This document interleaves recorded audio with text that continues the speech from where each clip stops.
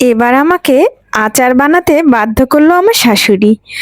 এবারে যখন ঈদে বেড়াতে গেলাম, আমার শাশুড়ি এভাবে আচার আমাকে বানানো শিখিয়েছে। এর আগে আমি কখনোই আচার বানাইনি, একটু অলসতা লাগে আর কি। আসসালামু আলাইকুম। আজ আমি আমের আচার বানিয়েছি, অনেক টেস্টি হয়েছে কিন্তু। শ্বশুর বাড়িতে গেলাম সেদিন, ঈদের পর দিন ছিল, বেশ ঝড় হলো। মেয়ের বাবা এভাবে আম কুড়িয়ে কুড়িয়ে নিয়ে এসে দিল। সেই টাটকা ফাটা আমগুলো আমার শাশুড়ি এভাবে আটি সহ আমাকে কাটতে বললেন। কি যে কষ্ট, এর আগে আমি কখনো এভাবে কাটিনি। তারপর তিনি দাঁড়িয়ে থেকে এভাবে আমাকে ধুয়ে নিলেন, তারপর এভাবে গরম পানির ভেতর একটু লবণ হলুদ দিয়ে ভাপ দিয়ে নিলেন, তারপর এভাবে ঢেলে ফেললাম।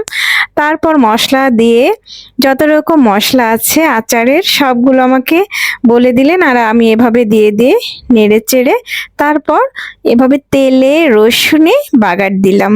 এখানে একটু ছিটিয়ে দিলাম ডাল মশলা বা পাঁচফোড়ন। তারপর এভাবে আমের আচারগুলো তেলে দিলাম, আর এখানে টেস্ট অনুযায়ী চিনিও দিয়েছি।